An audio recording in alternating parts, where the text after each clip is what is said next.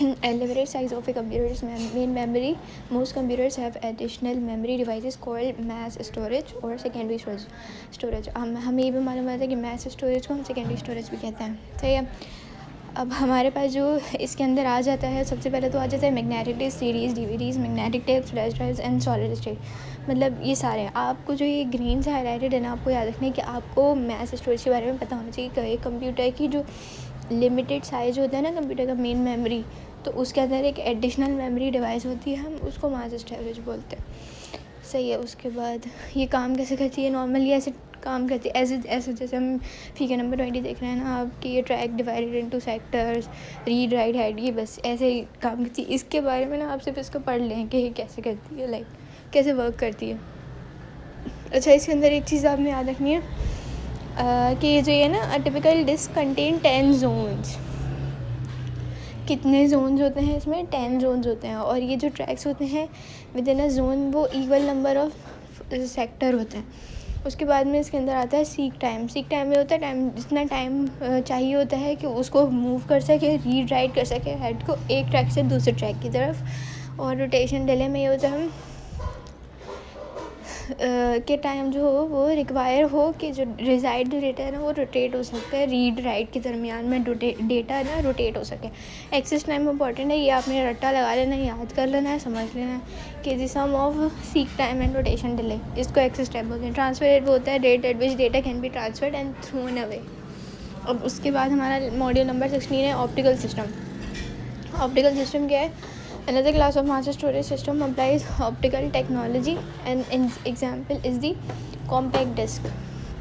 Mass storage system के अंदर एक और ऑप्टिकल टेक्नोलॉजी, हम उसको उसकी एग्जांपल की अगर हम बात करें तो वो उसके अंदर है कॉम्पैक्ट डिस्क, सीडीज़, डिजिटल. अच्छा, आपको इसकी फुल फॉर्म आनी चाहिए. ब्लू रे डिस्क, इसकी भी फुल फॉर्म आनी चाहिए. कॉम्पैक्ट डिस्क के अंदर 12 सेंटीमीटर इन मीटर, एक तो ये कर लेना आपने. दूसरा sector is 2 KB of data, ये कर लेना. उसके बाद हमें पता होना चाहिए लेज़र क्या होती है. लेज़र क्या होती है और कैसे इसके अंदर जो इरेगुलरिटीज़ होती हैं ना वो इसको डिटेक्ट करती है. हम आपको एक तो कॉम्पैक्ट डिस्क, ब्लू रे और लेज़र एंड CD और DA, इसका आपको फुल फॉर्म आना चाहिए. ये कर लें, इनफ है. उसके बाद हमारे पास आ जाता है DVD, डिजिटल वर्सेटाइल डिस्क.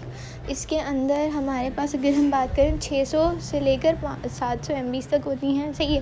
जो DVD होती है ना उसके अंदर एक स्पेस होता है, उसको हम क्या कहते हैं? GB. और BDS जो ब्लू रे डिस्क जो होती है ना, इसके अंदर 5 टाइम कैपेसिटी होती है DVD से. आपको बस जो ग्रीन हाईलाइटेड है याद कर लेना है, ये आपने याद करना है, लेकिन जो येलो से है उसको आपने पढ़ लेना है. सही है. उसके बाद चाहिए अगर हम बात करें ना फ्लैश ड्राइव टेक्नोलॉजी में, तो इसका एक सवाल है ये वाला ही रहा कि tiny chamber of silicon dioxide होता है किसके अंदर? फ्लैश ड्राइव टेक्नोलॉजी के अंदर. लाइक हम इसका एक और वर्ड है ये suitable where alterations can be controlled like camera, smartphones and portable devices. Solid state disk, इसकी आपने फुल फॉर्म याद कर लेनी है. SD secure digital memory card, इसकी भी फुल फॉर्म याद करनी है. इसकी भी SD ऐसी हाई कैपेसिटी की एक्सटेंडेबल कैपेसिटी, इन सब की आपने वो याद करनी है. कैन प्रोवाइड 32 GB एंड में एक्सीड 2 TB. उसके बाद हमारे पास में आ जाता है रिप्रेजेंटिंग टेक्स्ट. अच्छा, रिप्रेजेंटेशन एज कोड. अगर हम बात करें ना टेक्चुअल सिंबल की, तो वो एक यूनिक बिट पैटर्न से रिप्रेजेंट होता है और उसको हम कहते हैं, वो नॉर्मली 8 बिट्स का होता है. जैसे हम इसमें अंदर यूज़ भी होता है